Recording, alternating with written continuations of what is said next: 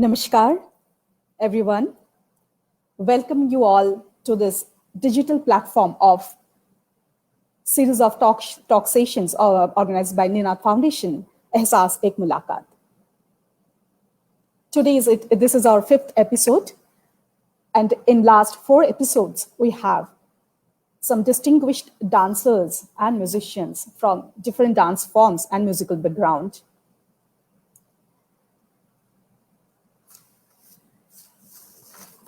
ऐसे कहा जाता है कि हमारी उपलब्धियों में दूसरों का भी योगदान होता है, क्योंकि समुद्र में भले ही पानी अपना है, पर कुछ तो है कि वो नदियों का भी उद्धार होता है. So yes, creating a production or a performance is a well thought out presentation for any performing artists. As we say, art is subjective, but to some extent, there is also great objectivity to art as well. And there we need critics in this system. They start and further the discussions on art. They provide a unique perspective and they can portray the performance as it stands in the larger dialogue of art. So today we have a personality, a very loving and humble human being, and one of the most revered and prominent art critic of our Indian classical dance and music world.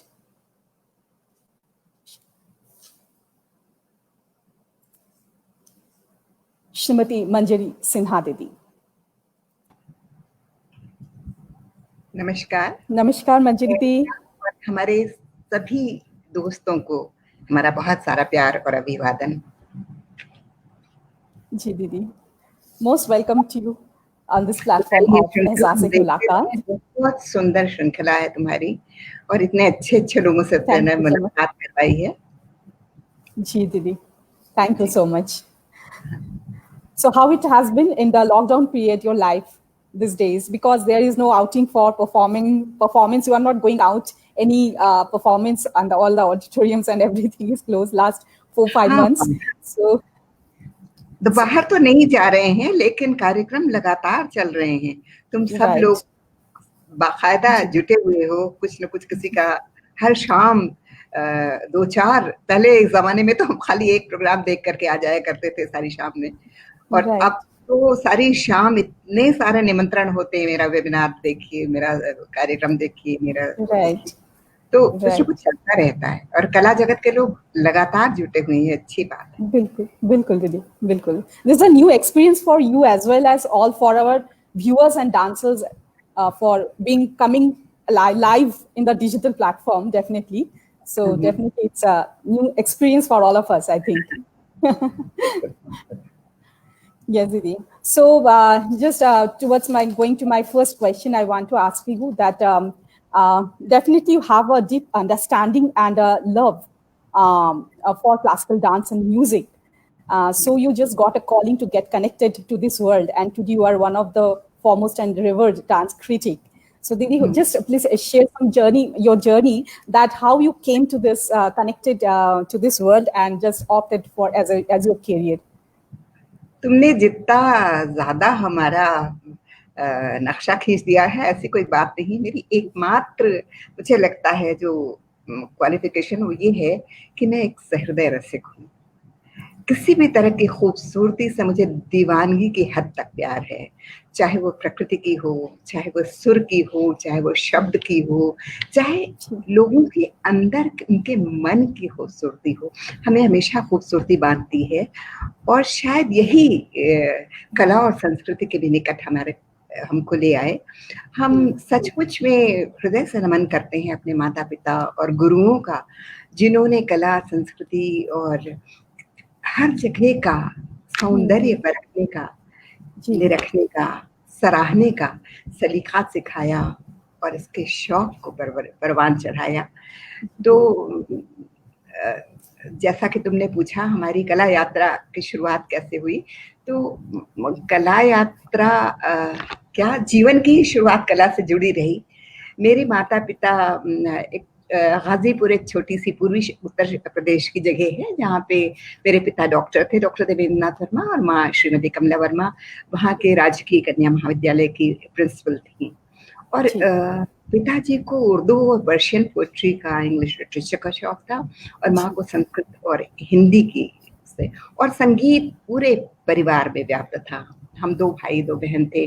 परिवार में हर कोई कुछ न कुछ वाद्य बजाता था, गाता था।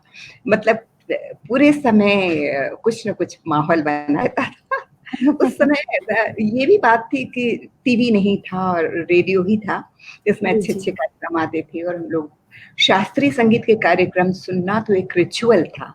रात का नेशनल प्रोग्राम ऑफ म्यूज़िक हो, चाहे सुबह 8 बजे एक चंक आता था, 11 से 12 तक, अभी भी आता है वो। बल्कि हमारे जैसे लोगों का तो गुज़ारा ही रेडियो की बदौलत होता जी, है। जी। तो रेडियो ने बहुत अच्छे लोगों को सुनने का, गाज़ीपुर जैसे छोटी शहर में ज़्यादा कुछ तो हुँ, होता हुँ। नहीं था, लेकिन माहौल इस तरह का था कि वहाँ गवैया लोग हुआ करते थे, और उत्सवों में, झूलनों में, गाँव में झूले पड़ते थे, और उसमें बहुत सुंदर-सुंदर कार्यक्रम हुआ करते थे। तो मेरे पिताजी जब मरीज़ देखने जाते थे, तो हमको अपने साथ ले जाते थे, और बहुत सुंदर हमने कार्यक्रम देखे हैं, सुने उस बचपन में, जिसने कि हमारे शौक को परवान चढ़ाया। तो उसके बाद मेरी माँ थोड़ी-सी अनुशासन उन्होंने बहुत शुरू से सिखाया, और इसका जज़्बा कि सुबह उठ के रियाज़ करना एक ज़रूरी बात है, नित्य प्रति का काम है। जैसे कि हम लोग ब्रश करते हैं या और भी रोज़मर्रा के काम करते हैं, उसे सुबह स्वर साधन करना, या सितार बजाना, या तबला बजाना, या कुछ न कुछ, और कुछ नहीं तो एक पलटा ले लिया, धीक धिना तिरक धीना धीक ना धिक धिनाड़ा धीक धिना तिरक धीना धिक ना धिक धिनाड़ा, और अब फिर उसके अलग-अलग बोल उलट रहे हैं, पलट रहे हैं। जी, जी, जी। या तिरकट ले लिया, तिरकट धीना तिरकट धीना धिक ना धिक धिनाड़ा तिरकट तिरकट तिरकट धिक ना धिक धिनाड़ा। तो शुरू में तो बहुत कष्ट होता था, लेकिन देयर केम अ स्टेज जब मज़ा आने लगा, और लोगों को सुनते थे तो ये मज़ा और भी बढ़ता था। तो बहुत सुंदर माहौल। एक राधे श्याम गवैया थे, जो कि हमारे घर में आया करते थे, और बहुत सुंदर-सुंदर बंदिशें उन्होंने उस बचपन की उम्र में, जबकि लोग यमन और भैरव से शुरुआत करते हैं, उन्होंने अड़ाना और शाहनाम में बहुत सुंदर बंदिशें सिखाई, और एक खाली ख़याल की, या जो छोटे ख़याल की नहीं, कोई चतुरंग है तो कोई तराना है, तो भजन वगैरह भी बहुत शास्त्रीय ज़मीन पे रचे हुए उनके हुआ करते थे। तो और एक सितारिया थे, जो कि थे तो सितार बनाने के कारीगर, पर उन्होंने मेरे लिए बहुत बचपन में, जब मैं मुश्किल से 7, 8, 10 बरस की रही होंगी, एक छोटा-सा सितार बना के दिया था, और बड़े खूबसूरत गत्ते बाँधते थे वो। हाँ, बहुत अच्छी। मसईद खानी भी और रज़ा खानी भी, और अच्छा सोचते थे, अच्छा रचते थे। तो इस तरह के अच्छे-अच्छे लोगों से साबका पड़ता रहा, और घर में चूँकि माता-पिता को साहित्य का इतना अनुराग था, इसलिए अच्छे-अच्छे कवि, अच्छे-अच्छे शायर घर में आया करते थे, संगीत के महफ़िलें जमा करती थीं। तो शुरू से, बचपन से, एक तरह से कहो कि ये सब बहुत देखने-सुनने को खूब मिला। मुझे इस समय उसी ज़माने में सुने हुए एक कवि की कविता याद आ रही है, जिन्होंने घर में रचना अपनी सुनाई। समय की शिला पर मधुर चित्र कितने, किसी ने बनाए, किसी ने मिटाए। जलधि ने गगन चित्र खींचा नयन में, उतरती हुई उर्वशी देख घन में। जलधि ने गगन चित्र खींचा नयन में, उतरती हुई उर्वशी देख घन में। गगन ने नयन चित्र कितने बनाए, और ये गगन ने बनाए और पवन ने उड़ाए। तो अब ठीक से नहीं याद आ रहा, लेकिन ये सब सुंदर-सुंदर चीज़ें, बहुत सुंदर। कल्पना करो कि उसका चित्रण रोशनी कर रही है, जी, जिसको जी, समुद्र की लहरें अपनी आँखों में उतार ले रही हैं, एक नायिका की तरह। तुम तो नायिका भाव बहुत करती हो कथक में, तो तुम्हें पता है। तो अच्छे साहित्य, प्रकृति को नायिका के हिसाब से देखना, प्रकृति को नायिका के नजरिया से देखना। बिल्कुल, बिल्कुल, बिल्कुल। तो बहुत सुंदर चीज़ें बचपन में ही सुनने को मिली, प्लस रेडियो पे कार्यक्रम सुनते थे, उसकी समीक्षा होती रहती थी घर में ही, कि कैसा गाया, उसके अंदर कौन सा राग गाया, उसमें कौन से स्वर थे और किस तरह से उसका विस्तार किया और क्या हो। तो ये सब छोटी-छोटी बातें बचपन से पढ़ी और हमें इस बात का भी बहुत बढ़ावा दिया गया कि हम स्कूल की वाद-विवाद प्रतियोगिता में भाग लें, खेल में भाग लें, राइफल शूटिंग में, मतलब कोई भी चीज़ ऐसी नहीं थी जिसमें हमने हाथ-पैर ना मारे हों और सब जगह अच्छा रिजल्ट ही लेके आते रहे। और मुझे याद है संपूर्णानंद वाद विवाद प्रतियोगिता एक हुआ करती थी पूरे उत्तर प्रदेश के जितने स्कूल वगैरह थे। That was the first inter school and inter province competition जिसके अंदर वाद विवाद प्रतियोगिता में मुझे पुरस्कार मिला था। और गाने की भी स्कूल वगैरह वगैरह। बहरहाल ये छोटी सी जगह थी, हाई स्कूल और इंटर तक तो यहाँ पे कॉलेजेस थे, तब तक उसके बाद डिग्री कॉलेज की कोई वो नहीं थी। तो हम इलाहाबाद यूनिवर्सिटी में इसके बाद गए और इलाहाबाद यूनिवर्सिटी में बहुत अच्छा सांस्कृतिक वातावरण था और अच्छे-अच्छे लोग, रघुपति साहब फिराक थे, राम कुमार वर्मा थे, धर्मवीर भारती थे। हमारे अपने डिपार्टमेंट में, संस्कृत डिपार्टमेंट में डॉक्टर चंद्रिका प्रसाद शुक्ल थे, डॉक्टर आद्या प्रसाद मिश्र थे, लक्ष्मीकांत दीक्षित थे, मतलब think of the doctor Baburam Saxena थे। तो बहुत अच्छे-अच्छे लोगों को सुनने, देखने और वो केवल क्लास की चीजें नहीं बढ़ाया करते थे जो प्रिस्क्राइब थे, उसके अलावा चर्चाएं बहुत होती थी। तो गपशप जैसे भाषा विज्ञान पढ़ाते हुए डॉक्टर बाबूराम सक्सेना कहते थे, तो मंजरी तो आपके यहाँ तो मक्षिका को माखी बोल जाला ना। अच्छा अच्छा, भोजपुरी के अंदर भी तो इस तरह से जुड़ाव कि हम लोग भाषा विज्ञान को एक हवा ना समझे बल्कि उसको हमारी अपनी बोली बानी से जोड़ करके उन्होंने दिखाया और पढ़ाया। तो ये बहुत अच्छी, और प्लस उस समय क्या म्यूजिक कॉन्फ्रेंसेस हुआ करते थे। हमने अपने जमाने में बड़े उस्ताद गुलाम अली ठाकुर को, अच्छे लोगों को, डीबी पलुस्कर को, बहुत सुंदर कार्यक्रम सुने हैं, फैयाज खान साहब को, और थिंक ऑफ एवरीबडी।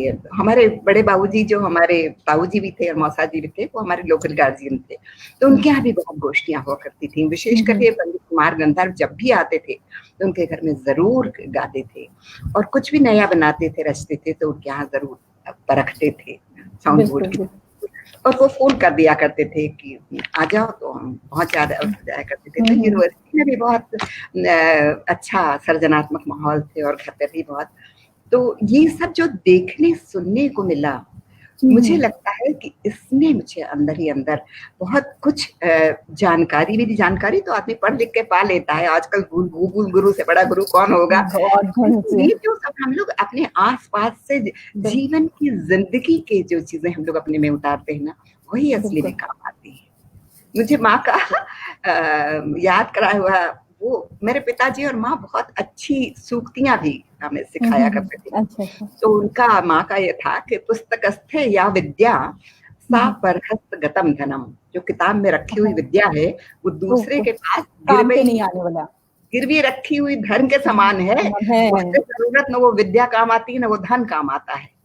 तो जो पढ़ो उसे आत्मसात करो, उसे सोचो समझो और अपना बना करके तब इस्तेमाल करो। तो इस तरह का, और पिताजी ने जीवन मूल्य किस तरह से हमारे में भरे। आई एम गोइंग बैक क्योंकि एक घटना याद आ गई। उनके पास हर तरह के मरीज आया करते थे, बहुत सारी दवाएं भी आती थी। तो वो जमाना था कि हम प्रभाकर की परीक्षा दे रहे थे, द्रुपद कुमार सब हो गया था। ठुमरी में उपज कैसे हो, बोल बनाओ कैसे, समझ में नहीं आता था। तो हमने बाबूजी से कहा था, तो दोपहर को उन्होंने, हम लोग ऊपर रहते थे, वो नीचे दवाखाना था, डिस्पेंसरी। तो उन्होंने घंटी बजाई और हमको बुलाया और कहा, देखो ये कोकिला बाई है, इनके चरण स्पर्श करो, उनके पांव छुओ, ये बहुत बड़ी कलाकार हैं और ठुमरी दादरा की सिद्धहस्त हैं। और उनसे कहा कि देखिए मेरी बेटी है, परीक्षा दे रही है, इसको और बाकी चीजें तो आ गई हैं, लेकिन ठुमरी इसको समझ नहीं आ रही, अगर आप कुछ गुनगुना दें तो इसको थोड़ा सा आइडिया हो जाएगा। हम तो बता नहीं सकते। नैन का उन्होंने गाया, कैसी बजाई शाम बांसुरिया, गोपियों को और राधिका को श्याम की बांसुरी ने कैसा मोहित किया होगा वो तो हम नहीं जानते, लेकिन कोकिला बाई की वो आवाज आज तक जहन में गुंजती। और उनको सुना करके, उनके पांव छुलवा करके बाबूजी ने हमें ये भी मंत्र दिया कि कीचड़ को मत देखो, कमल को देखो। ये बात है। उनको इस तरह से आदर सत्कार, उनकी आंखें भर आई। वो अपने सीधे पल्ले की साड़ी पहने हुई थी। उन्होंने अपनी आंखें पोंछी, कहा डॉक्टर साहब आप इतना मान दे रहे हैं हमको। तो ये बाबूजी ने मान देना सिखाया हमको। कलाकार के अंदर की कलाकार की मान देना, उसकी प्रतिभा का सत्कार करना, आदर करना सीखो। ये छोटे छोटे जीवन मूल्य बिना किसी भाषण के, बिना किसी उद्देश्य के, इस तरह से हमें बाबूजी ने और अम्मा ने बताए। अम्मा जब सुबह उठाया करती थी, एक बड़ा डंडा मार शोक था कि सुखार्थिना कुतो विद्या, विद्यार्थिनो सुखम, सुखार्थी व त्यजेत विद्या, विद्यार्थी व त्यजेत सुखम। तो सुखार्थी को विद्या कहाँ और विद्यार्थी को सुख कहाँ? सुखार्थी या तो विद्या छोड़ दे और विद्यार्थी या तो सुख छोड़ दे। तो रजाई छोड़ के उठो और बैठ के रियाज करो। तो कहने का ये मतलब कि ये सब चारों तरफ से देखते सुनते हुए हम बड़े हुए। संस्कृत में हमें किया, और उस जमाने में बहुत अच्छे कॉन्वोकेशन में प्रोग्राम हुआ करते थे। तो अपने यहाँ पंडित सुमित्रानंदन पंत और जयशंकर प्रसाद, इन सब की कविताओं पर जब वो होता था तो मुझे आज याद है सुनहरे घुंघराले लटे पंत जी की, वो आकर के बैठ करके देखते थे कि उनकी कविता का हम लोग सही तरह से प्रस्तुतिकरण कर रहे हैं कि नहीं, उसका संगीत संयोजन सही हो रहा है कि नहीं। तो जो संगीत संयोजक थे, नृत्य संरचनाकार थे, उनके साथ ये कवि भी आकर के बैठते थे।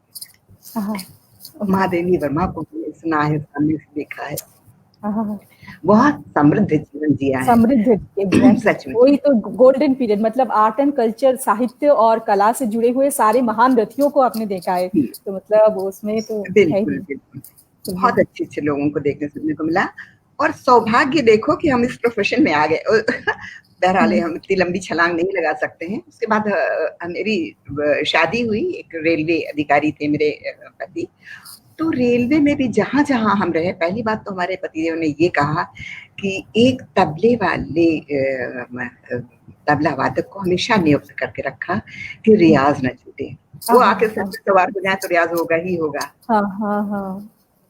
वरना तो सब छूट जाएगा। तो और जहां जहां भी हम रहे हैं, रेल के जितने भी महिला समिति के प्रोग्राम होते थे, सबके लिए प्रोग्राम्स के अंदर कभी कव्वाली बना रहे हैं, तो कभी सावन के गीत हो रहे हैं, तो कभी जो भी जैसा भी अवसर हो उसके लिए जो भी संगीत नृत्य के कार्यक्रम होते थे उसका संयोजन करना हो, उसको करना। तो संगीत नृत्य से जुड़ाव हमारा बना ही रहा। लोगों को पता चल गया था कि इनको म्यूजिक का शौक है, तो उनको पकड़ लिया करते थे। तो वहाँ पर भी, बल्कि जब हम बम्बई में ट्रांसफर हुआ तो हमें पहली बार पंडित अरविंद पारीक से सीखने का सौभाग्य मिला। तो वो उन्होंने कभी गुरुदक्षिणा के नाम पर कुछ नहीं लिया, बस ये कहते थे कि रियाज के 2 घंटे तुम्हें देना होगा गुरुदक्षिणा के रूप में। और वो आज भी बहुत सारे विद्यार्थियों को स्काइप से भी सिखाते हैं और वैसे भी सिखाते हैं। और बहुत ही एनालिटिकल उनका दिमाग था, और वो आज भी है। और सारे उनके बड़े बड़े सेमिनार्स वो जो ऑर्गेनाइज करते हैं एनसीपी में, म्यूजिक फोरम में, और तो लोग जानते हैं उनको अच्छी तरह से। तो हमारा सौभाग्य था कि ऐसे गुरुओं से भी सीखने को मिला। और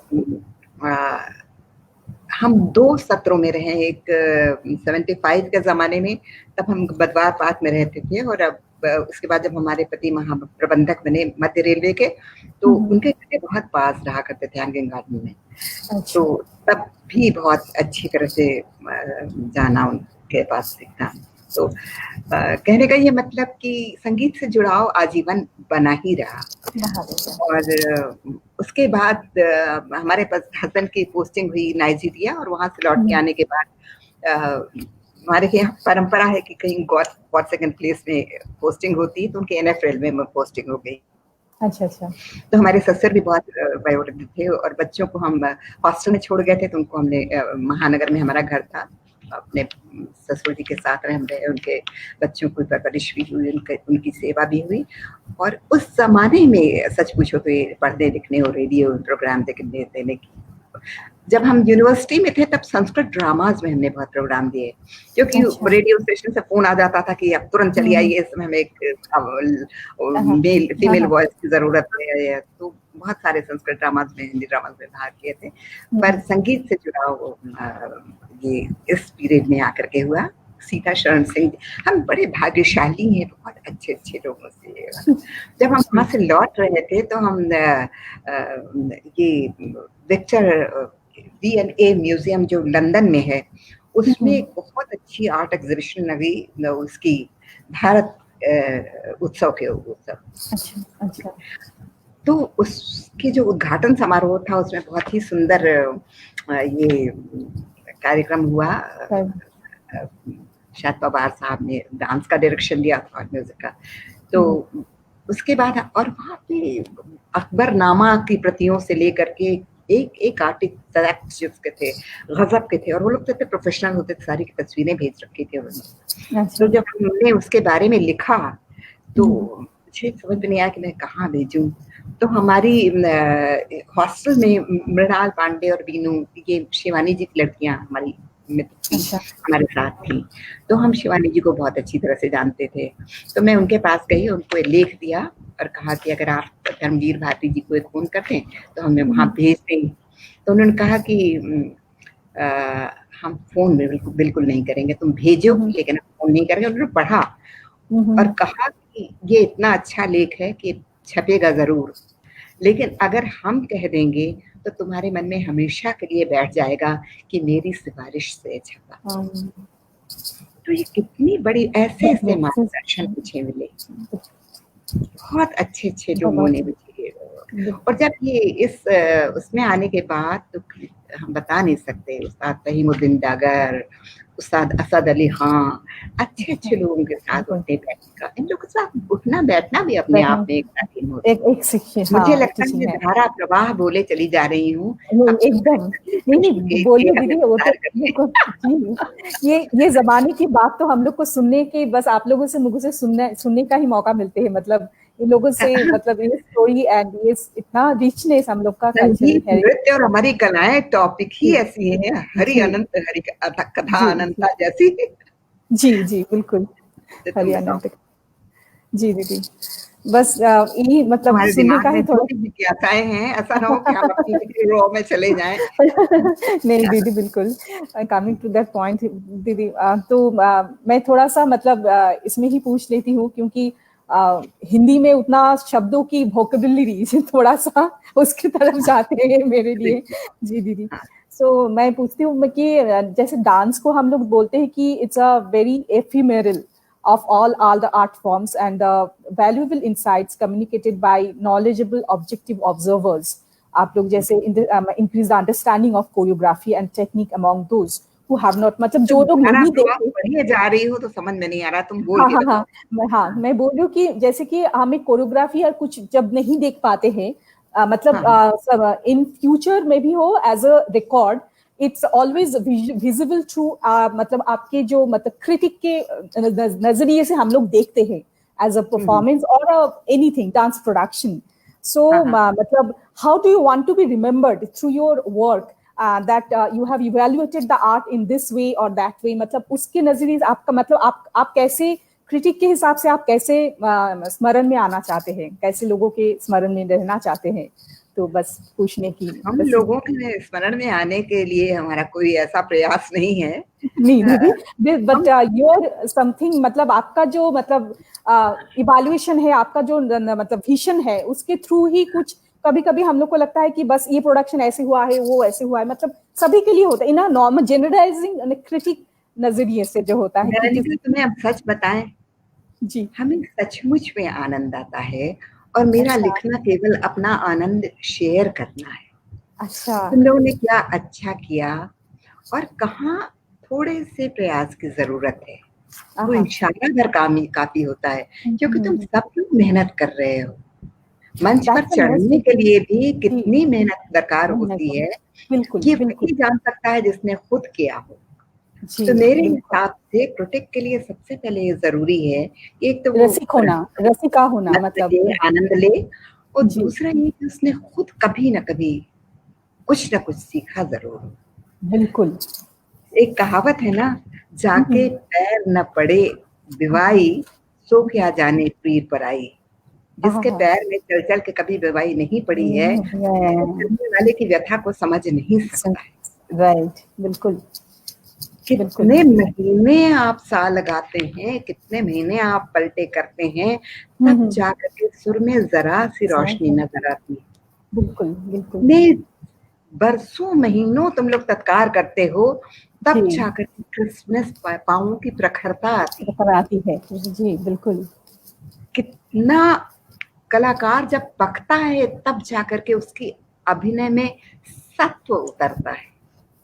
हमारे यहाँ अभिनय 4 प्रकार के कहे गए हैं, ज्यादातर वाचिक से काम चल जाता है, वाचिक बिल्कुल। आहार्य है। आहार्य। क्योंकि सात्विक अभिनय ये हम्म, केवल अनुभव की चीज है और करते जाने की चीज है। बिल्कुल। जब तक आप कर कर के अंदर से पकेंगे नहीं, तब तक वो बात पैदा नहीं होती है। और ये हमने देखा है, लोगों ने किया है, कैसे कैसे लोगों को हमने देखा है। जी। रोहिणी जी हैं, महाराज यहीं पे हैं, कुमुन्नी जी हैं, और आजकल के भी लोग बहुत अच्छा कर रहे हैं। जी। आजकल हर विधा में, केवल कथक नहीं, हर विधा में, मालविका को देख लो, वल्ली को देख लो, अदिति को देख लो, माधवी जी को देख लो, सोनल जी को देख लो, मतलब कोई अंत नहीं। सोनल जी के उल्लेख पे याद आया, वो तो अलौकिक प्रतिभा की धनी, बिल्कुल, वो तो है ही। मतलब कंठ ज्ञान की पे, सागर जैसे वाणी बोलते पे, हैं। हाँ, वाणी पे सरस्वती विराजती है। विराजते हैं। और और बातों को सरलता से समझाने का हुनर उनमें अद्भुत है। बिल्कुल। मैंने इधर बहुत सारे उनके वेबिनार्स अटेंड किए हैं, और लगातार वो रोज कुछ न कुछ बोलने का एक बोलिए। क्रम चलाया है उन्होंने। गुरुओं को याद किया है, कलाओं को याद किया है। तो ये जो जीवन भर का अनुभव होता है, वो इतना समृद्ध कर देता है कलाकारों को। और ये तुम लोग जो करते जाते हो, ये दिन ब दिन जुड़ता चला जाता है तुम्हारी मंजूषा में। वो कोश इतना समृद्ध होता जाता है कि एक दिन तुमको अंदर से अभिभूत कर देता है। बिल्कुल। हम तो खाली देख सुन करके इतना अपने को सौभाग्यशाली मानते हैं, कितने अच्छे लोगों को देखने को, इतने अच्छे लोगों को सुनने को मिला है। तो तुम लोग तो करने वाले। ये जो कला है ना हमारी, इसकी खासियत ये है कि करने वालों को तो ब्रह्मानंद सहोदर है ही है, कि देखने वालों को भी वो रसानुभूति होना चाहिए, रसास्वादन वो होना चाहिए, बहुत चाहिए। बिल्कुल। और वो उसके लिए ये हमारी कलाओं का एक ये भी बात है कि इसके एप्रिसिएशन के लिए भी you need little bit of initiation. वही बात है, थोड़ा बहुत करिए, सुनिए, और तब उसका आनंद, सुनते सुनते वो बात पैदा होती है, करते करते वो बात पैदा होती है। जी जी जी। तो कि जहाँ तक हमारा सवाल है, हम लिखते हैं, और मुझे जो अच्छा लगता है वो लिखती ही हूँ। और जहाँ गुंजाइश हो, ज्यादातर हम पसंद ये करते हैं कि अकेले में एक सेशन कर ले बातचीत का, क्योंकि उसका पक्ष भी जानना जरूरी होता है जिसकी हम आलोचना कर रहे हैं। तो जो बहुत ब्लेटेंट है, लिख पढ़ने लायक, या जहाँ ये है खतरा, तो ये खतरा ये है कि नासमझ तालियां भी बहुत गुमराह करती हैं। जी। तालियां और प्रशंसा जो बचपन से मिलने लगती है ना, तो फिर बहुत कठिन हो जाता है। कठिन होता है उसको एब्जॉर्ब करना, क्रिटिसिज्म। दीदी मैं उसी में आ रही थी कि मतलब आपको लगता है कि एज एन मतलब जो क्रिटिक है, मतलब इस टर्म हम यूज कर रहे हैं कि that from that perspective the critic should be N artist, मतलब उनको भी आर्ट का एक स्ट्रॉन्ग बैकग्राउंड रहना चाहिए, then only they can understand the art and the pain of an artist, मतलब उसको उस जगह में पहुंचने के लिए कितना साधना की जरूरत होती है। मतलब सिर्फ क्रिटिक, मतलब आप रसिका भी है, समालोचक भी है, दोनों ही साथ में उसका। जी। बहुत बार ऐसा हो जाता है कि बहुत सारे लोग रसिक तो बहुत अच्छे होते हैं और समझ भी पाते हैं, पर भाषा पे उतना अधिकार नहीं होता है। दोनों बातें जरूरी होती हैं कि आपके पास भाषा पे भी अधिकार हो, और आप ये डिसर्निंग विवेक भी हो कि आप कोमल और शुद्ध गांधार के बीच में अंतर कर सकें, या जो ऋषभ है, कोमल ऋषभ, वो भी श्री का कैसा है, जी। और वो इंट्रिकेसी भैरव समझ में करना आना है, चाहिए, बिल्कुल, तो बिल्कुल। अलग-अलग चीज़ों का, या तुम ही लोग करते हो जो गद भाव के अंदर नायिका भाव कैसा होना चाहिए, और उसमें हुँ, अलग-अलग रसों की अनुभूति कैसी विवेचना होनी चाहिए, और कुछ नहीं, एक ठाठ खाली है। वो हुँ, हुँ, पूरा का पूरा संगीत आपके शरीर में ऊपर से नीचे तक उतरना चाहिए। वो बिल्कुल। महसूस करने की बात होती है, जब आप महसूस करते हैं, और संगीत के को बिना महसूस किए नृत्य अच्छा हो नहीं सकता। वो तो कभी नहीं, वो तो आप पुराने उसको ज़माने जज में ही नहीं होता था, पाएँगे। सारे हाँ, कलाकार हाँ, सब कुछ जानते थे, केवल नर्तक नहीं होता था। हाँ, हाँ, आजकल स्पेशलाइज़ेशन का ज़माना है, एग्ज़ैक्ट जो हाँ, गायन का जी। स्पेशलिस्ट है, डॉक्टर वो बाएँ हाथ नहीं जानता है, जो गले वाला है वो वो नाक कान नहीं जानता है। हाँ, तो जी। वो उसी तरह के कलाकार भी हो गए हैं आजकल हुँ, कि हुँ, हुँ, बिल्कुल, वो बिल्कुल, इसीलिए उनको अलग-अलग ज़रूरत पड़ती है, भाई एक कोरियोग्राफर चाहिए, और एक म्यूज़िक कंपोज़र चाहिए, बिल्कुल और एक सही। चाहिए, वो चाहिए। पुराने ज़माने में लोग खुद ही गाते थे, खुद ही करते थे। अभी भी ये गा करके भाव बताने की परंपरा कथक में तो है ही। जी, जी, जी, बिल्कुल, बिल्कुल। वही तो है ना, कथा मतलब कथाकार की जो ट्रेडिशन है मतलब पूरे बिल्कुल। ज्ञान एक ऑल-राउंडर मतलब वो लोग एस्पेक्ट होते थे ना, गाने का भी एंड संगीत का जो त्रिविधा है, संगीत, वाद्य और नृत्य मतलब तीनों का ही पूरा मतलब एक मतलब उसका टीचिंग बहुत ज़रूरी है, उसका लेसन कर लेना बहुत ज़रूरी होता है। जी, जी, बिल्कुल। जी दीदी मतलब मतलब मैंने बेसिकली यहाँ पे अभी सुमित्रा गुहा जी वो अभी थे हम लोग के सुन रहे थे तो उन्होंने लिखे हैं कि I am on time and watching सो अरे दैट मेरा प्रणाम, मेरी बहुत प्यार भरा नमस्ते उनको। वो खुद इतना जी अच्छा गाती हैं। जी जी जो भाव शी इज वाली बात नॉट अ करते ग्रेट हाँ थे, आपको बोले हैं शी इज नॉट अ उनके अंदर ग्रेट तरह ग्रेट की अनुभूतियाँ उतर आएँ, वो बात है ना उनके अंदर। जी, जी, जी, बिल्कुल. Same like Sumitra ji also very loving and humble person. Definitely I know her. जी और संजीव दा भी आए हुए संजीव दा भी देख रहे हैं एंड संजीव भट्टाचार्य दा so हाँ, beautifully explanation about the appreciation about the art appreciation जी दीदी so दीदी एक बार मतलब मैं ये उन्होंने डिस्कशन हाँ, हाँ बोलिए उन्होंने गुरु शिष्य परंपरा पे कितना अच्छा बोला था। अपने हाँ गुरु के प्रति उनका आदर, उनका भाव देख करके हृदय हाँ गदगद हो गया। बिल्कुल गुरु बिल्कुल से हम लोग को कितना कुछ मिलता है, इस पर मुझे याद आ गया, जो हम्म, हमारे गुरु थे पंडित अरविंद पारीक, बेगम अख्तर ने उनसे सितार सीखा था। अच्छा अभी भी उनके घर में उनका सितार रखा हुआ है। तो वो एक तरह से गुरु बहन हुई, और उन्होंने इतने प्यार से हमको ऐसे-ऐसे मौके दिए हैं कि मैं आपको बता नहीं हम्म, सकती।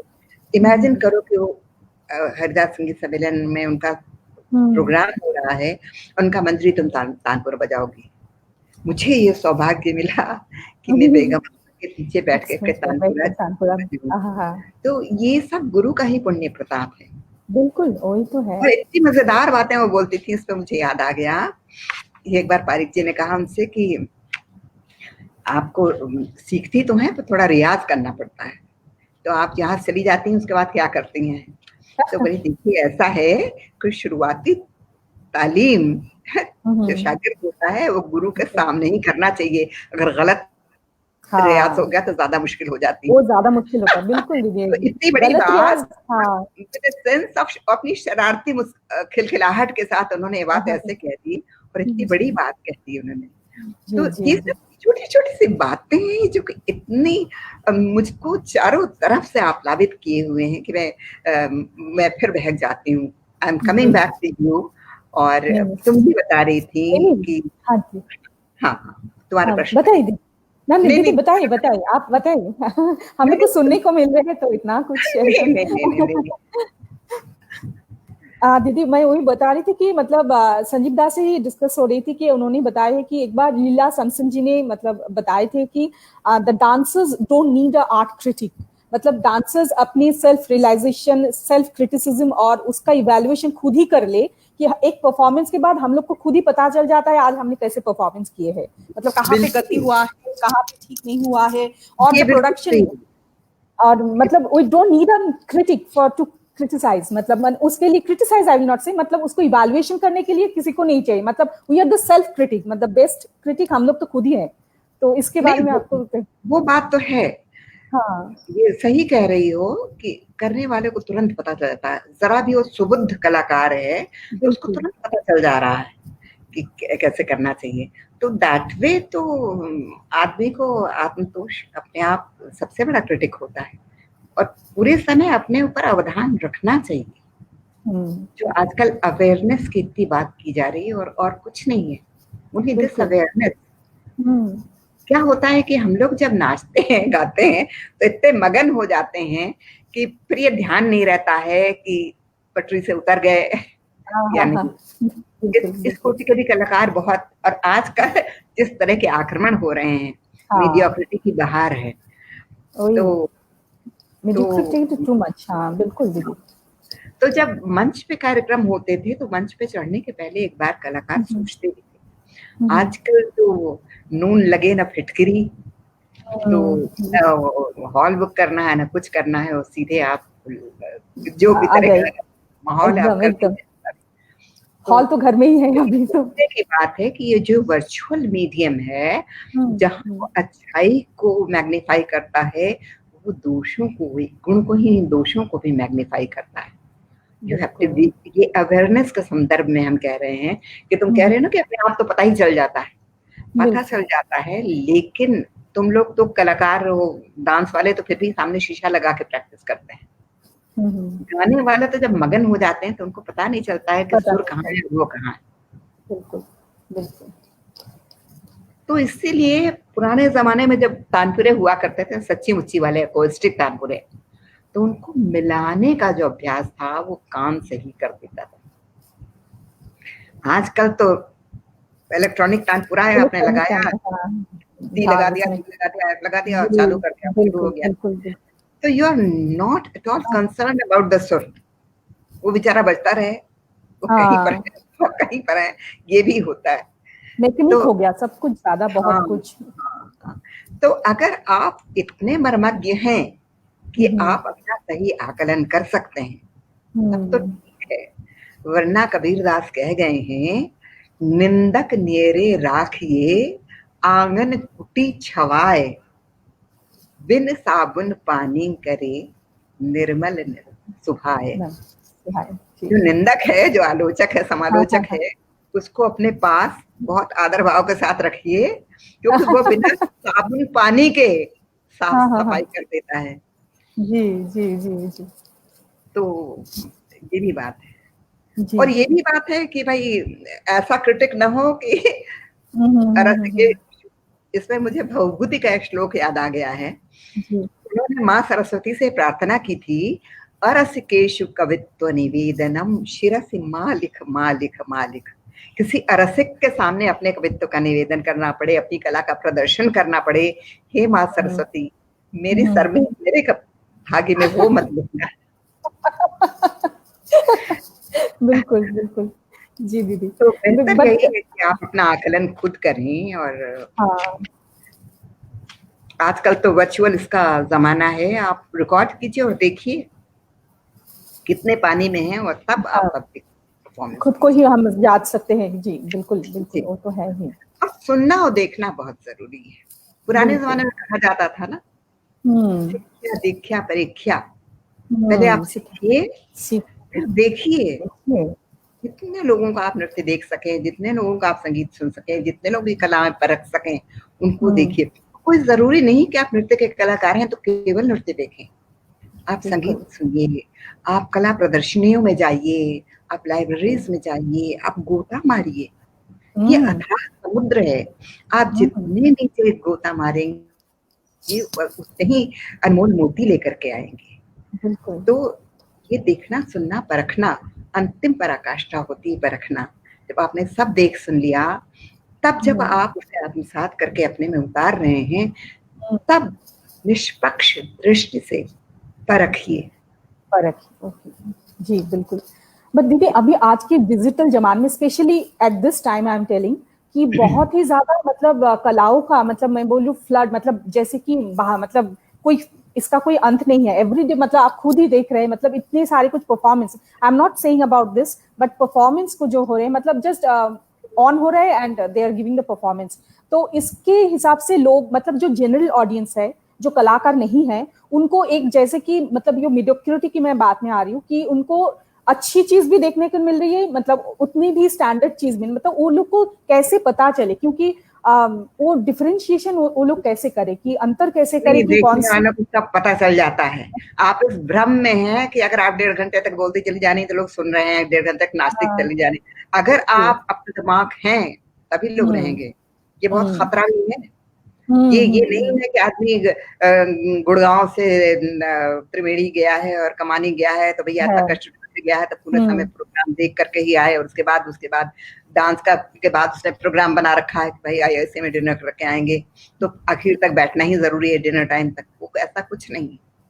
आपने जरा सा भी बकवास की, लोग दूसरे चैनल हम्म। पे जाएंगे। जी। जो जी। इतना ज्यादा आज बेशुमार फेसबुक है, देखिए आप नीचे चलते जाइए, हाँ, मतलब मतलब अनंत और अनंत नहीं। प्रवाह जैसे। जी, अनंत अनंत प्रवाह। प्रवाह एकदम। तो लोग यही करते हैं कि देखते हैं, अगर देखते हैं काबिल नहीं तो आगे बढ़ जाते हैं।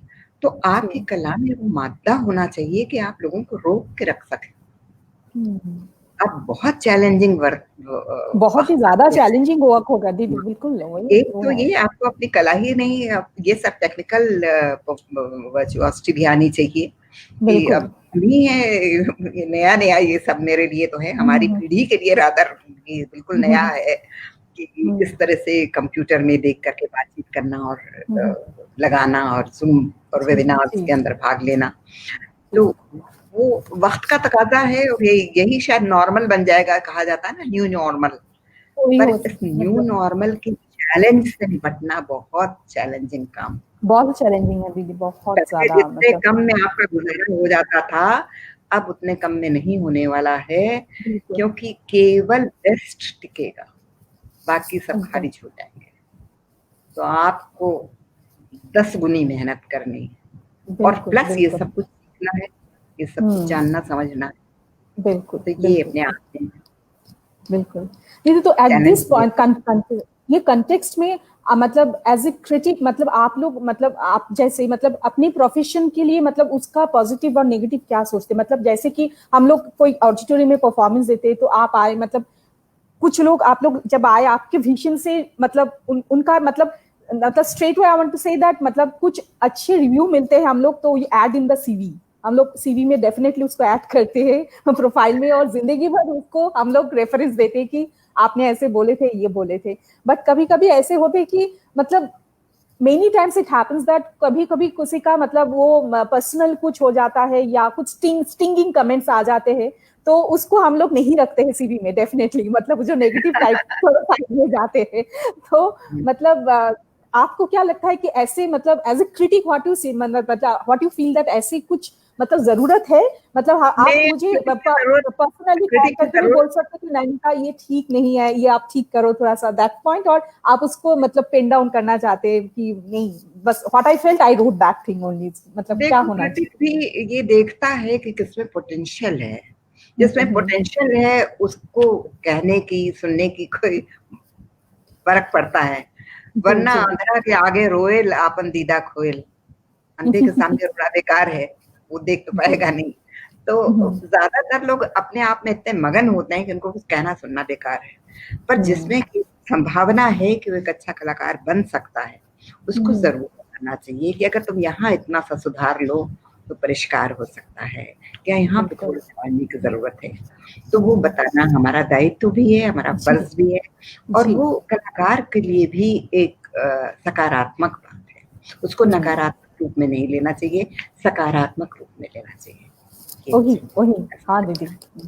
दैट इज द थिंग कि मतलब how to deal with the criticism, मतलब आर्टिस्ट को कैसे अच्छी क्रिटिसिज्म, मतलब कोई भी एनी टाइप ऑफ क्रिटिसिज्म कैसे डील करना चाहिए, हाउ शुड वी रिएक्ट, मतलब एक प्रोडक्शन हम लोग बहुत मेहनत करके बनाते हैं, बहुत कुछ उसमें अपना एफर्ट जाते हैं, बट फिर भी मतलब कैसे उसमें हम लोग को रिएक्ट करना चाहिए, कि डेफिनेटली आपको कुछ लगा होगा कि ये थोड़ा इम्प्रूव करना, जो आपने अभी बोले हैं, तो कैसे होना चाहिए, वी शुड टेक इट, हम मतलब स्पोर्टिंगली बस ले तो ले सकते हैं, बट कहीं अंदर में थोड़ा सा वो चुपते हैं कि नहीं, बस थोड़ा सा मतलब ये अच्छा हो जाता तो अच्छा होता। सो मतलब डांसर्स को कैसे हैंडल करना चाहिए, how to the criticism and all this things, या म्यूजिशियंस। मुझको लगता है कि बहुत जल्दी में नहीं रहना चाहिए। जब तक आप खुद ना, वो वही सेल्फ असेसमेंट वाली बात है। जब तक आप खुद ना अपने आप से संतुष्ट हों, तब तक जल्दबाजी में सब नहीं करना चाहिए। और ये कला ऐसी चीज़ है कि जैसे-जैसे पकती जाती है, उसकी सुगंध खुद बिखरनी शुरू हो जाती है। लोग खुद तुम्हारे पास आएँगे माँगने के लिए, I want you to perform for us, हमारे लिए ये करो या हमारे लिए वो करो। और फिर सोचो, समझो, फिर करो। इसी श्रृंखला में पार्वती से तुमने जब बात की थी, तो उसने एक बड़ी अच्छी बात कही थी। वो कमल का उदाहरण दे करके कि उसके पॉन्ड में कमल खिल रहे थे और पीना बंद हो गया था क्योंकि खिल के अघा गए थे वो। तो जो कोविड की वजह से ये जो हम लोग को क्वारंटाइन पीरियड मिला हुआ है, इसके अंदर आत्मानुसंधान बहुत जरूरी है। अपने आप को गुनिए, थोड़ी देर तक बैठ करके आत्मानुशीलन जिसे कहा जाता है, अपनी कला के ऊपर सोचिए, उसको माजिए, उसको परखिए, पढ़िए, गुनिए। तो ये सब भी रुक करके कभी-कभी करना चाहिए। ये बेतहाशा दौड़ से इंसान थक जाता है, फिर वो ऊर्जा उस तरह की नहीं रहती कि आप उस तरह का काम कर सकें। आपको लगता है कि क्रिकेट ने आपकी वो कर दी है, क्रिटिक को गोली मारी है, क्रिटिक की कोई जरूरत नहीं कि आप क्रिटिक को इस तरह से सीरियसली लें, पर खुद से तो पूछिए, ask yourself, are you satisfied with what you have done? Right. आपको अपना कार्य बहुत अच्छा लगता है, पर पुट इट इनटू पर्सपेक्टिव। बस उस तरह के और काम देखिए और देखिए किसने कहाँ अच्छा किया है, कहाँ से क्या अच्छा लिया जा सकता है। आजकल तो इतनी सुविधा है, पुराने जमाने में सुविधा नहीं थी। बिल्कुल जी। आजकल आपको कंपैरेटिव स्टडी की सुविधा है, खुद करिए और दूसरों को देखिए, देखिए किस तरह का काम हो रहा है। Are you at par with the, जिसे कहते हैं एक्सीलेंस। हाँ बिल्कुल। हमने तुम्हें बताया, अब जमाना यही आ गया कि केवल एक्सीलेंस टिकेगी, मेडियोक्रिटी टिकेगी नहीं। एग्जैक्टली आगे बढ़ जाएंगे, आपको खारिज कर देंगे। बिल्कुल। तो क्रिटिक तो फिर भी आपको निंदक की भांति बता दिया करता था, अब कोई बताने वाला नहीं होगा, लोग छोड़ देंगे आपको। एग्जैक्टली, हाँ। मतलब द व्यूअर्स इज एन मतलब, जी दीदी बोलिए। गंभीरता से लेने की स्थिति आ गई है, काम करने की, सोचने समझने की। और बहुत सारे एवेन्यूज हैं, केवल आप परफॉर्मर ही बने कोई जरूरी नहीं। आजकल कितने नृत्य से जुड़े विधान हैं। तो आकाश विस्तृत है, अपने को असेस कीजिए, जहां आपकी रुचि हो, जो आपका एप्टीट्यूड हो, जो आपकी ईश्वर प्रदत्त प्रतिभा है, उस पे कंसंट्रेट कीजिए और उसको निखारिए। अगर आपने लगता है कि अभिनय की बात है, तो अभिनय में स्पेशलाइज कर लीजिए जी। अगर आपको लगता है you are a good choreographer, तो कोरियोग्राफी का बीड़ा संभाल लीजिए। और सबसे बड़ी बात यह है कि अगर आप नृत्य कर रहे हैं, परफॉर्मर बनने का आपका दुराग्रह है, तो ध्यान रखिए कि शरीर आपका यंत्र है, वाद्य यंत्र है, पूरी तरह से सुर में मिला होना चाहिए। बिल्कुल, शरीर जी, वो तो है। आई एम सॉरी, सच बोलने के लिए हम बदनाम हैं। नहीं बिल्कुल दीदी, वही सुनना चाहते हैं हम। लेकिन लेकिन ये सच आज अपरिहार्य हो गया है। बिल्कुल, ये भी सोचने की बात। नथी हाल की हमको जो अपनी खबर, ये मेरे बाबूजी कहा करते थे। उनके सामने कोई निंदा प्रपंच नहीं कर सकता था। एक बार हमने एक गुस्ताखी की थी, तो उन्होंने गालिब का ये शेर सुनाया, नथी हाल के हमको जो अपनी खबर, रहे देखते गैरों के ऐबो हुनर, पड़ी अपनी बुराइयों पर जब नजर, तो निगाहों में कोई बुरा न रहा। क्या बात, कितनी सुंदर बातें, मतलब कितना फिलोसॉफी है इस बात के पीछे, मतलब कितना दर्शन है, अनुभव है जी। तो अपने हाल की भी खबर रखना बहुत जरूरी है। बिल्कुल। और अपने हाल की खबर तब आप रखेंगे जब थोड़ा रुक करके ठहर के उस पे आत्मालोचन करें, आत्मानुशीलन करें। जी अपने को साक्षी भाव से देखना हमारे दर्शन की परंपरा है। जी जी, ये कितनी बड़ी बात है, अपने को साक्षी भाव में देखना। वाह जी। आप करिए और अलग हटकर दर्शक की तरह से उसको देखिए, क्रिटिक की तरह से उसको देखिए। जी जी ये उपनिषदों में कहा गया है कि जी। दो पक्षी हैं, जो एक खा रहा है फल को और दूसरा उसको देख रहा है। तो हमारी जो दैनंदिन जीवन है, जो हम जिंदगी जी रहे हैं, वो खाने वाली पक्षी की बात है। और जो आपके अंदर आत्मा है, जो आपका तत्व है, वो उसको देख रहा है। बिल्कुल। तो ये देखना बहुत जरूरी है। ये साक्षी भाव कलाकारों को बना करके रखना चाहिए, जी उसको देखना रखना। क्रिटिक का कोई, वो तो सुविधा है, आपको चाहिए तो आप नेगेटिव बातें करके वो कर लीजिए। पर मुश्किल ये है कि सभी सुपरलेटिव वाले आजकल उसमें है ना, बायोडेटा।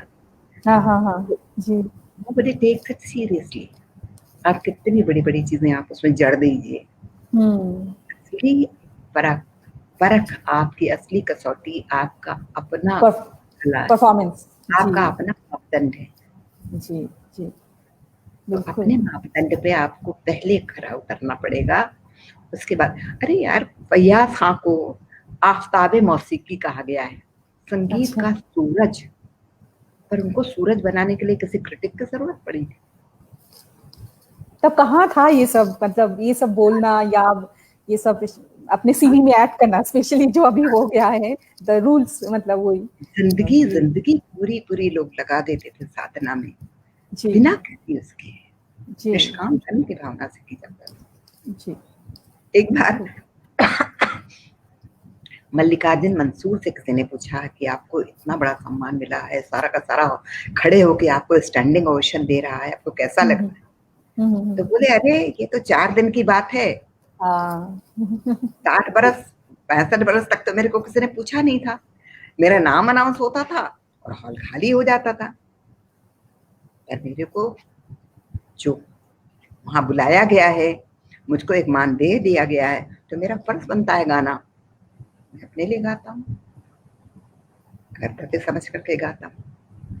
मुझे कोई जरूरत नहीं है कि सुनने वाले कितने हैं, खड़े होकर कितना स्टैंडिंग ओवेशन मिल रहा है। तो मैंने वो जमाने में देखा है और मैं ये जमाना भी देख रहा हूँ, मेरे को कोई फर्क नहीं पड़ता। तापसी लोग हुए हैं और जिंदगी भर का तपस ये बात पैदा करता है।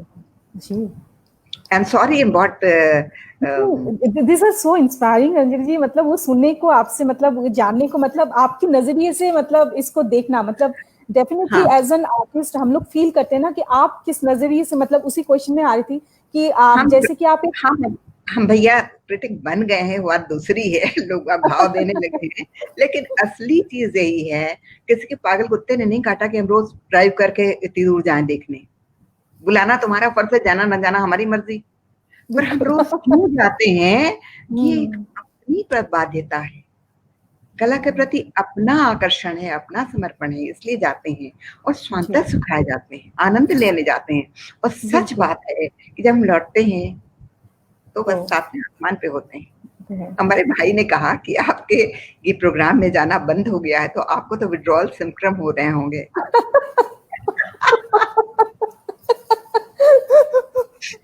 ये रोज 2 पैक का जो चस्का लगा हुआ था, उसका क्या हो रहा है आजकल? तो मैं वही फर्स्ट आपको वही पूछे कि आप कैसे, मतलब आपको कैसे ये दिन कैसे हो रहा है आपसे? क्रिटिक ना हम खुद अपने को समझते हैं ना, तुम लोग को समझना चाहिए किसी क्रिटिक को कि वो इतनी महत्ता देना। वो अच्छी बात कह रहा है, ठीक है, उसका आना अच्छा लगता है, शोभा बढ़ती है, वो ठीक है, लेकिन you don't have to take it that seriously. Take your art seriously. That's the main thing. अपनी कला के प्रति आपका समर्पण सच्चा होना चाहिए, अपनी साधना के प्रति समर्पण सच्चा होना चाहिए। ये नहीं है कि कल रात को पिक्चर देखी, रात सोते रह गए, आज रियाज नहीं किया। रियाज का निश्चित समय होना चाहिए, निश्चित अवधि होनी चाहिए, और वो टूटना नहीं चाहिए। तुमने कभी चिल्ला के बारे में सुना है? चिल्ला शब्द सुना है? चिल्ला, हाँ सुना तो है। जी जी। ये 40 दिन तक का तपस होता चिल्ला था। 40 दिन का, जी जी। जैसे कि शांता प्रसाद जी, जाकिर हुसैन जी, मतलब वो लोग बोलते हैं कि ऐसे हाँ, अपनी ये साधना लोग की मैंने 40 हाँ, दिन तक, और क्या बीच में अगर ये भी खबर आए कि आपकी बेटी गुजर गई है, आपकी वाइफ गुजर गई है, लोग नहीं जानते थे, एकदम क्योंकि बाप रे। चिल्ला में रहते हुए हैं 40 दिन तक उनको केवल रियाज करना है, बाहर नहीं जाना है। तो फिर 40 दिन के बाद क्या तप करके निखरते थे, वो जिंदगी भर के लिए महारत हासिल हो जाती थी। ये जो उम्र है तुम लोग की, जो बच्चों की रियाज करने की उम्र है, उस समय तो पब्लिक उसमें लगे रहते हैं कि क्रिटिक का क्या लिखा और ये लिखा वो लिखा, हाँ तो बिल्कुल। गोली मार के अपने अभ्यास में जुटना चाहिए। बिल्कुल। एक बार आपने वो अवधि जम करके माज लिया अपने को, तो जिंदगी भर के लिए चमक आ जाएगी। बिल्कुल।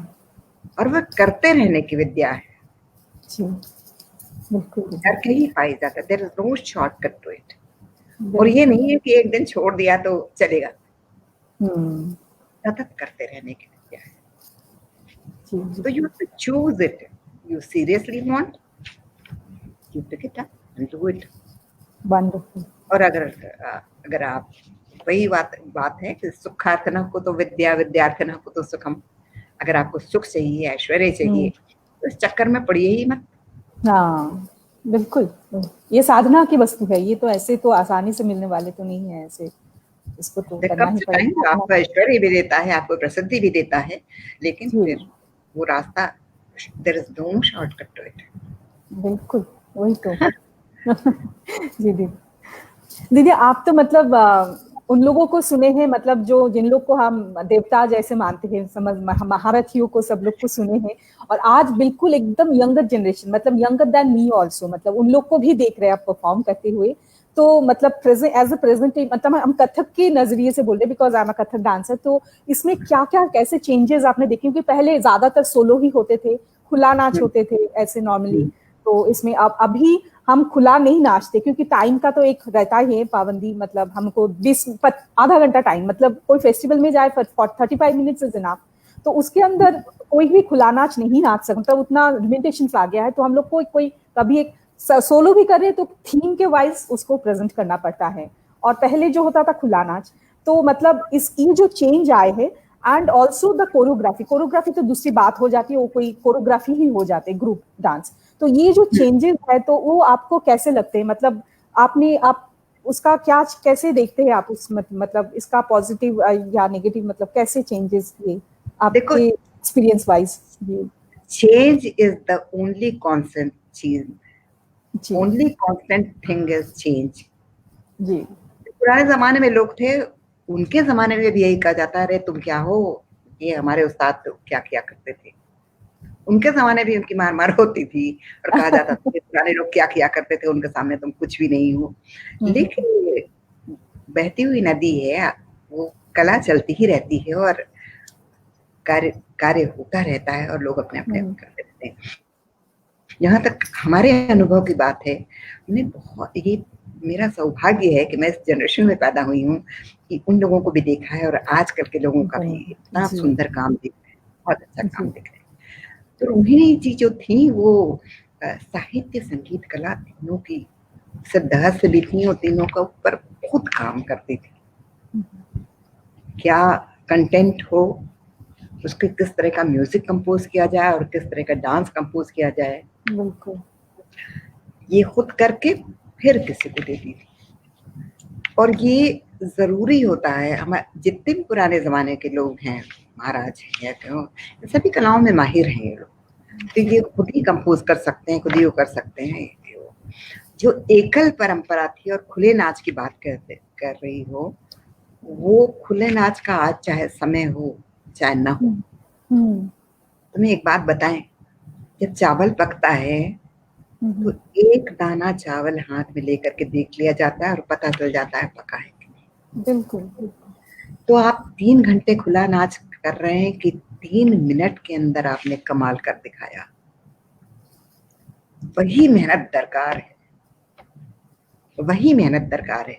उस मेहनत से जरा भी शॉर्टकट नहीं मारा जा सकता है कि आपको छोटा करना है तो आप अपना अभ्यास छोटा कर दें, आप अपनी तपस्या छोटा कर दें, वो नहीं चलेगा। आपको अधिकार उतना ही होना पड़ेगा, आप सर्व चाहे कितना बड़े पोर्शन करें।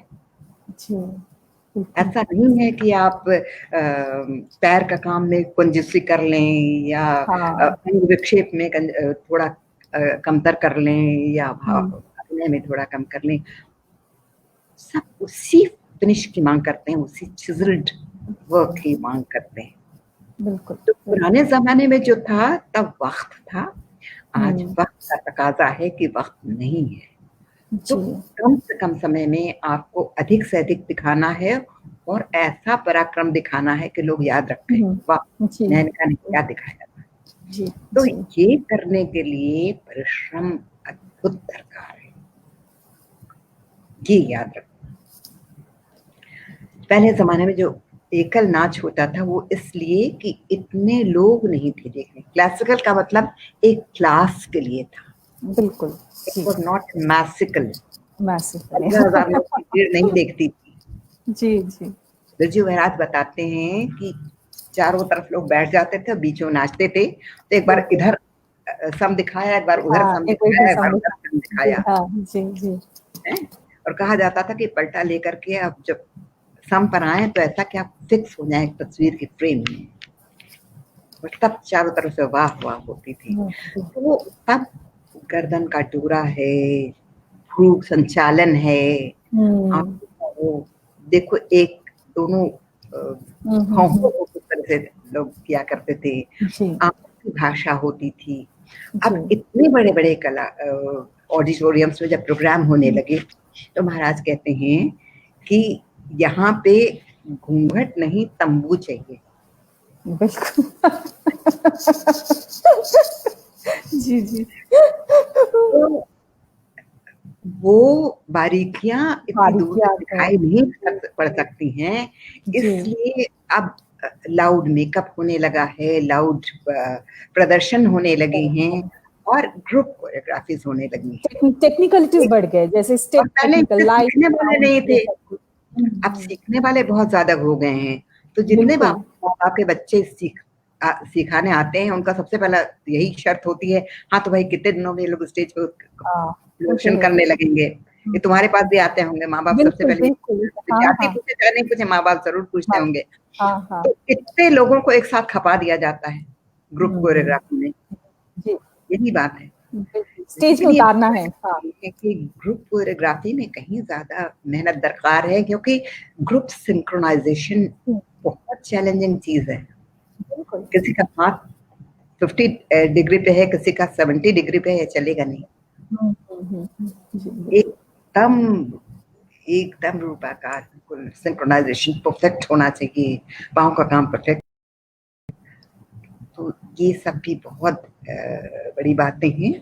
तो कोरियोग्राफी में है आजकल, और करने वाले लोग बहुत अच्छा काम कर रहे हैं। और सबसे पहले तो इसकी पायनियर कुमुदी जी को ही कहा जाएगा। उन्होंने कथक के अंदर सबसे पहले ये कल्पना की, वो उसका कारण ये था कि वो राम गोपाल जी के साथ देश विदेश का भ्रमण कर चुकी थी, तो उन्होंने विश्व स्तर की स्तरीयता देखी थी, किस स्तर का काम होता है, किस तरह का स्टेज फिनिश होनी चाहिए, किस तरह का परिधान होने चाहिए, किस तरह का लाइट डिजाइनिंग होनी चाहिए, सब मिलके जो प्रभाव पैदा करते थे, वो प्रभाव पैदा करने का काम कथक में शुरू किया। उसके बाद तो, और बल्कि उसके पहले महाराज ने भी एशियाड के जमाने में खेलों के ऊपर कितनी सारी ग्रुप कोरियोग्राफी की हैं। जब एशियाड का 82 में हुआ था तब बहुत सारी कबड्डी से लेके खो खो तक उन्होंने खिलाया, टाइपराइटर और वो सारा कुछ किया। ग्रुप कोरियोग्राफी के साथ एक सोचने की भी बात होती है। अगर आप सोलो ही 15 लोगों से करा रहे हैं तो बात हो जाती है, फिर क्यों कोई देखे। होता यही है कि एक लाइन में खड़े करके 15 लोगों को एक साथ नचा दिया जाता है, वो नाच रहे हैं वो एक ही चीज। This is not group choreography. जी जी। तो सबसे पहले सोच की दरकार होती है, what is the content and expression, दोनों का बैलेंस होना चाहिए। बिल्कुल। जी जी बिल्कुल। किसी भी कला में कंटेंट आपका कैसा है और उसका एक्सप्रेशन कैसा है, दोनों के हाँ, बीच में संतुलन की दरकार होती है। संगीत का बहुत बड़ा संतुलन। जी दीदी बिल्कुल। और जहाँ तक नृत्य में बात है, मुझे एक बात कहनी है कि ज्यादातर अभिधा में शब्द की 3 शक्तियां होती हैं, अभिधा, लक्षणा और व्यंजना। अभिधा होती जो शब्द का शाब्दिक अर्थ, हम्म। हम जो कह रहे हैं शब्द। एक गिलास पानी लाओ तो आप हम्म, पानी ले आए, ये जी अभिधा हो जी। गई। और हम कह रहे हैं आप गधे हैं, तो हम्म आपके दुम और कान पूछ नहीं है, हम्म। इम्प्लाइड ये है कि आप बेवकूफ हैं, बिल्कुल है। जी। गौरवाही का। हाँ, हम्म। तो ये लक्षणा हो गई। और व्यंजना वो है कि जो बात शब्दों में कही गई है उससे आगे बढ़ आगे। करके, जी। शब्दों के पार जा करके आप भावनाओं को भी व्यक्त कर रहे हैं। So you have to learn the technique and go beyond the beyond technique. Technique. So और नाइस दीदी। ऐसे में ये काम आता है कि आपने कितना पढ़ा, देखा, सुना, समझा है। बिल्कुल। एक ये बहुत बड़ी आदत है दीदी। एक लाइन ले लेते थे हम्म। शंभू महाराज, और रात रात भर चला करता था। जी। अटरिया पे चढ़ गई, तो अटरिया पे नायिका कैसे चढ़ी वो तो एक बात है, हम्म, लेकिन अटरिया पे चढ़ गई, अटरिया पे चढ़ गई, और आखिर में इस लोक से उस परलोक में जाने की बात जी अटरिया में चढ़ गई, और इसके बीच में सारी रात गुजर जाती थी। एकदम। तो ये उपज का काम, ये दिखाने का काम, ये हाँ, व्यंजना का काम, ये सब अभिनय के लिए बहुत हाँ, चैलेंजिंग काम है, और ये बहुत खाद की मांग करता है। बिल्कुल बिल्कुल बिल्कुल। आप टेक्निक पे तो अधिकार है ही, लेकिन आपने कितना पढ़ा, सुना, गुना है, ये भी उतना ही इम्पोर्टेंट है। बहुत जरूरी। थैंक यू सो मच दीदी, कितने सारे अच्छे मतलब अंतर्दृष्टि के हिसाब से बहुत कुछ सीखने को आज। दो तीन चीजें तो बहुत ही अच्छे मुझे लगे आपकी बात, सब शब्दों से, मतलब आपकी बातों से। एंड आई ट्राई टू मतलब उसको एब्जॉर्ब करना, उसी हिसाब से चलना। वही बहुत ही अच्छा ये मार्गदर्शन मिली है आज। ये जो धवल केशी लोग होते हैं ना, सफेद बाल वाले, उन्होंने धूप में बाल सफेद नहीं किए होते हैं। जी दीदी बिल्कुल। अनुभव संपदा उनके पास काफी बिल्कुल। होती है। जी जी जी दीदी।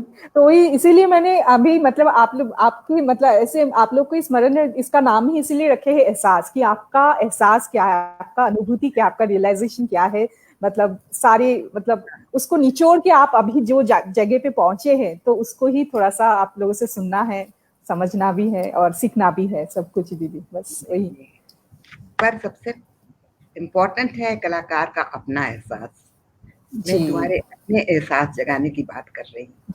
हाँ, आप लोगों से लेके अपनी एहसास को बढ़ाना, थोड़ा हमारी सा जो उसको कलाएं हैं समृद्ध ना, करना। हमारी जो कलाएं हैं, हमारा जो संगीत है, वो प्री कंपोज नहीं है, बिल्कुल ये वही। स्पॉन्टेनियस है, बहुत वहीं कहीं स्पॉन्टेनियस। बढ़ता है। जी तो जी आप क्या हैं, आपका एहसास क्या है, जी वो आपकी कला में उभर करके आना चाहिए। बिल्कुल ये एहसास बिल्कुल। तुमने जो नाम दिया है, वो इस दृष्टि से भी बहुत महत्वपूर्ण है। जी जी, खुद को क्या समृद्ध कला करना। में तेजी है, तैयारी है, तान हम्म, पलटे हैं, परन है, परमेलू है, चक्कर है, तिहाइयां हैं, अद्भुत है। जी, मतलब विपर्टुआ का कोई अंत नहीं है। अंत बस नहीं है। सवाल ये है कि उसमें आप खुद कहाँ हैं। हम जब देखने जाते हैं तो हम व्यक्ति विशेष को देखने जाते हैं, हम यामिनी कृष्णमूर्ति को देखने जाते हैं, हम सोनन मान सिंह जी को देखने जाते हैं, हम महाराज को देखने जाते हैं, हम किसी व्यक्ति विशेष को सुनने देखने जाते हैं, किशोरी जी को जी, सुनने जाते हैं, जसराज जी को सुनने जाते सही हैं। बात है। तो राग है, तान है, पलटे हैं, सब कुछ है, लेकिन उनके अंदर उनका जो अपना तत्व है, अपना तत्व। उनका जो जी अपना एहसास है, वो सबसे बड़ी चीज है। जी बिल्कुल बिल्कुल। जरूरत है उस एहसास को जगाने की, उसको समृद्ध करने की, और अपनी कला में इतना निष्णात हो जाने की कि उस अनुभव को, उस एहसास को आप सौंदर्य बोध के साथ संप्रेषित कर सकें। इससे ज्यादा और कुछ नहीं चाहिए। जी बिल्कुल दीदी। थैंक यू सो मच दीदी। बस लास्ट में मैं आपके लिए स्पेशली, मैंने कभी मतलब 4 एपिसोड में ऐसे नहीं किए, बट आपके लिए एक रैपिड फायर राउंड मैंने सोचे, जस्ट एक हाँ शब्द में आपको आंसर देना है। तो हाँ 5 हाँ, क्वेश्चन में आपको सुनी मतलब ऐसे बोल पूछना, बस आप एक शब्द में उसका आपका जो बिल्कुल रियलाइजेशन बिल्कुल। आई एम सॉरी कि हम इतने इतने शब्दों में इतना लंबा लंबा बोल जा रहे नहीं नहीं हैं। नहीं नहीं, बस ये तो थोड़ा सा मतलब आप बोल सकते हैं थोड़ा लाइटर वे, मतलब लाइटर मतलब थोड़ा बिल्कुल साइड में बिल्कुल। हम लोग जा रहे हैं, श्योर बस दैट्स इट, नहीं तो ऐसे कुछ नहीं। क्योंकि कुछ सुनते हैं तो इंस्टेंटली हमारे मन में जो आते हैं जो वर्ड या कुछ रियलाइजेशन, बस उसको। दीदी आप म्यूजिक एंड डांस दोनों विधा को देखते हैं, जांच मतलब उसको परखते हैं, तो कौन सी आपकी फेवरेट है, म्यूजिक या डांस? आपको पता है संगीत की परिभाषा क्या है? आई गीतम नो। वाद्यम तथा नृत्यम त्रयम संगीतम उच्यते। मैं नृत्य को संगीत से और संगीत को नृत्य से अलग नहीं देखती हूँ। अभी जी कल दीदी। ही शिवेंद्र हाँ ने हाँ। बोला था, you here the dance and see the music. बिल्कुल बिल्कुल। हम नृत्य जब देखने जाते हैं, संगीत उसका प्राण तत्व है, वो अलग नहीं है। नहीं नहीं, वो तो तो है ही ये दीदी, बिल्कुल। कि संगीत आपको अच्छा लगता है कि नृत्य अच्छा लगता है, तो ईमानदारी की बात है कि मुझको संगीत अच्छा लगता है। अच्छा। नृत्य भी अगर अच्छा संगीत होता है तो कहीं ज्यादा उसकी क्वालिटेटिव वैल्यू बढ़ जाती है। Thank you so much. बहुत बढ़िया दीदी। दीदी आपको सबसे मेमोरेबल डांस परफॉर्मेंस के रिगार्डिंग किसका परफॉर्मेंस अभी मतलब पूरा याद है, मतलब अच्छा लगा जिंदगी भर आपकी पूरा लाइफ जर्नी में, किसका डांस परफॉर्मेंस, एक परफॉर्मेंस जिसके याद है? बहुत सुंदर सुंदर परफॉर्मेंस देखे हैं हमने, इतने अद्भुत इतने अच्छे कि हम किसी एक को पिन पॉइंट करना बड़ा मुश्किल है। हमें गुरु केलुचरण महापात्र अभिसारिका के रूप में याद आते हैं। हमें बिरजू महाराज और केलुचरण महापात्र एक साथ कृष्ण और राधिका के साथ रूप में नजर आते हैं। जी। हमें सोनल जी की जो कथाएं हैं, अलग अलग कथाओं में आजकल जो प्रवचन दे रही हैं, नृत्य संगीत स्टोरी टेलिंग सबको मिला करके, और यामिनी जी का क्या उनका अद्भुत नृत्य देखा। बिल्कुल। तो प्रतिभा का कोई अंत नहीं है, और आज भी ऐसा नहीं है कि ये आनंद नहीं आता है। अच्छे अच्छे लोग नृत्य कर रहे हैं, और जहां भी जरा सी भी तराश होती है वो फ्लैश होकर के दिखाई देती है। बिल्कुल, वो ऐसा तो नहीं है कि बहुत अच्छा था और आज नहीं अच्छा है। मैं रोज क्यों जाती हूँ इसी अच्छाई को देखने, सराहने, ढूंढने, और ये नहीं फिर अच्छाई अंदर से समृद्ध करती है, एनरिच करती है हमारी नहीं, फिर भी कलाओं। हम चूज कर, जी हाँ फिर भी चूज करने के लिए बोलते हैं, कोई एक किसी का मतलब कोई एक किसी मतलब महान कोई कलाकार की आप नाम लेना चाहते तो सिंगल मतलब एक नाम किसका लेना चाहेंगे आप, मतलब जो सबसे ज्यादा आपके मन में ज्यादा बैठ गया है, तो मतलब वो छवि अंदर से हटते नहीं है, ऐसे किसका नाम लिया? मतलब this is a biased question I know, but I want to know from you, sir fun part of that the. जी जी। ये कठिन है, क्योंकि जो कठिन है, अच्छा कोई बात सौंदर्य नहीं। है वो जी व्यक्ति जी, विशेष से जुड़ा नहीं रहता है, कोई बात नहीं, हाँ ये वो तो मैं कला समझती से हूँ। जुड़ी चीज है। सबका अलग अलग मतलब विधा भी अलग है, वो भी अलग है, बट There comes फिर a भी time when you don't see the performance, you see the art. Okay okay. और हम जी जी। कला के प्रशंसक हैं, कला के उपासक हैं, और कला के सुगंध को दूर दूर तक फैलाना हमारा काम है। जी जी जी खुशबू जी को फैलने का जी बहुत शौक है, मगर मुमकिन जी। नहीं हवाओं से रिश्ता किए बगैर। तो हम्म, हम कृतिक लोग जो हैं इस कलाओं की सुगंध को दूर दूर तक फैलाने का काम करते हैं, और जी वो तो ऐसी है। अनेकानेक छवियां हम लोग के दृश्य पटल पे अंकित हैं और हम्म जड़ी हुई हैं, हम्म। जगमगाती हुई हीरों की तरह से। हीरे का कौन सा कण कब जगमगा गया है वो सोच पाना बड़ा मुश्किल काम होता है। हम्म। दीदी यंगर जनरेशन में आपको एक कोई पॉजिटिव उनका पॉजिटिविटी मतलब पॉजिटिव चीज अरे आपको बहुत बोलने को, पॉजिटिविटी, कोई एक नहीं, अनेक एक नहीं, पॉजिटिविटी। कोई एक फॉरमोस्ट जो है, आपको क्या लगता है कि उनका क्या पॉजिटिव है, सब एकदम यंगर जनरेशन जो आप एक देखते तो हैं? बहुत ज्यादा दिमाग शार्प है। हम्म, जिस तरह से कंप्यूटर का काम तुम लोग कर लेते हो, हम लोग सोच भी नहीं सकते थे। तड़ाक फड़ाक ये सब और पर उसके लाभ भी हैं और उसके हानि भी हैं। पुराने ज़माने में गुरु लोग कागज़ पेंसिल लाना अलाउड नहीं करते थे। आप कुछ लिख नहीं सकते थे, सब कंठस्थ करना पड़ता था, सब हृदयस्थ करना पड़ता था। बिल्कुल, बिल्कुल। You are not allowed to write. आज आजकल तो का क्लास भी विद्यार्थी होता जो है, है, जो वीडियो जाता हो है अपना जाता है। फ़ौरन का क्लास होता है, फ़ौरन वीडियो मोबाइल हो पे जाते हैं। वो जी। रिकॉर्ड किया, हाँ, तो हाँ। इसलिए यत् पठितम तद गुरुवे निवेदितम। जो पढ़ा लिखा तो गुरु को ही समर्पित करके चले आए, अपने पास कुछ बचता नहीं। तो बिल्कुल। ये आजकल की ये एक चैलेंज भी है। बहुत बड़ी अच्छी बात ये है कि बहुत ज़्यादा संख्या में लोग सीख रहे हैं, बहुत अर्नेस्ट हैं, बहुत संजीदगी से सीख रहे हैं और हर कहीं सुनने, देखने, टेप करने को, चुराने को तैयार रहते हैं। लेकिन अपना बनाने की कला मेहनत दरकार है।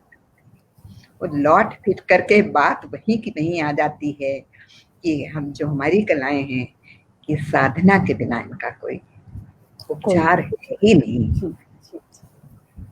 दीदी, आपका फेवरेट पास टाइम क्या है? Favourite? Pass time, your? Pass time? Yes, मेरा पास टाइम?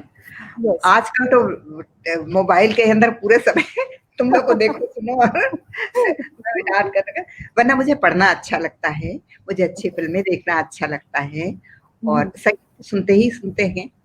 एक हमने अपने किचन में 2 चीज़ें लगा रखी हैं, एक रेडियो जो हम जितनी देर हम काम करते हैं सुनते हैं, और दूसरा जब रेडियो पे कुछ काम का नहीं आ रहा हो तो हमारा तानपुरा, इलेक्ट्रॉनिक तानपुरा। बहुत जी, जी। अब बस घर के अंदर तानपुरा अगर बजता रहे, बढ़िया सुर में मिला हुआ, तो ऐसा लगता है कि अगरबत्ती जल रही है और उसकी खुशबू फैल रही है। जी, ये मुझको अंदर से आप्लावित रखता अनुभव। है। जी। और ये अच्छा देखना, सुनना, पढ़ना एक तरह से हम लोगों के लिए ऑक्सीजन की खिड़कियाँ हैं, गवाक्ष हैं। बिल्कुल, आजकल के बिल्कुल। कोविड के ज़माने में तो बहुत ज़रूरी है कि वेंटिलेशन बना रहे। आप जी। अच्छा देखते, सुनते, पढ़ते रहें, समय अच्छा बीतना चाहिए। कहा गया है, काव्य शास्त्र विनोदेन कालो गच्छति धीमताम। जो बुद्धिमान लोग होते हैं, उनका समय काव्य शास्त्र के विनोद में बीतता है, अच्छा पढ़ना, अच्छा देखना, अच्छा सुनना। मूर्खेण च व्यसनानाम निद्रया कलहेन वा। और जो मूर्ख लोग होते हैं, उनको या तो व्यसन में या निद्रा में या कलह में समय बीतता है। बिल्कुल। तो कोशिश करते हैं कि भई हम मूर्खों की बिरादरी को न बिलॉन्ग करें। जी, जी। थैंक यू सो मच दीदी for giving your invaluable time, और कितना बहुत अच्छा मार्गदर्शन, लगा। कितना बहुत इंसाइट मिला आपके इस नहीं, नजरिए नहीं, से, आपके मार्गदर्शन की बहुत दृष्टि से कुछ नहीं मिला। कहा, जो तुमने पूछा उसके जवाब नहीं कहा है, और उम्मीद है कि हम ज़्यादा बहके नहीं होंगे। नहीं बाचाल दीदी, बिल्कुल नहीं, वो तो नहीं है। आपकी जो मतलब इतनी मतलब नॉलेज, इतना ज्ञान, मतलब उसको तो बटोरना भी चाहिए ना, हम लोग को पता भी होना चाहिए, वो तो सही बात है ना। तो उसमें तो उसका तो कोई अंत ही नहीं है। बस अभी टाइम का भी वो रखना पड़ता है कि मतलब नहीं, कितना, बिल्कुल, बिल्कुल। बस बात यही है। बट उसका तो कोई अंत ही नहीं है, आपसे तो कभी भी। मेरी हृदय से शुभकामनाएं हैं, खूब अच्छा करो तुम लोग, खूब आगे बढ़ो और अपनी कला में आनंद लेना सीखो, डूबना उतराना सीखो, अंदर उतरना, आत्मानुशीलन करना सीखो। ये बहुत जरूरी है। जिस दिन ये आएगा ना, तुम्हारी कला में एक नया निखार आ जाएगा और खुद को आनंद आने लगेगा। सबसे बड़ी कसौटी है कि खुद को आनंद आने लगे। खुद को आनंद आना बहुत सबसे ज्यादा जरूरी है, वही द फाइनल पॉइंट है एकदम। बिल्कुल। लाला ओके मगन दीदी। लाल बने रहो। जी। Wish you all the best. Thank you so much दीदी, मेरे इज्जत डिप्रेस अफजाई का शुक्रिया रिगार्ड। कि कलाकारों की बिरादरी में आपने हमको भी शरीक किया। नहीं नहीं दीदी, वो तो आप तक आपकी मेहरबानी, आपने एक्सेप्ट किया invitation and just wanted to be here. Thank you so much दीदी। नमस्ते, प्रणाम। नमस्ते। नमस्ते।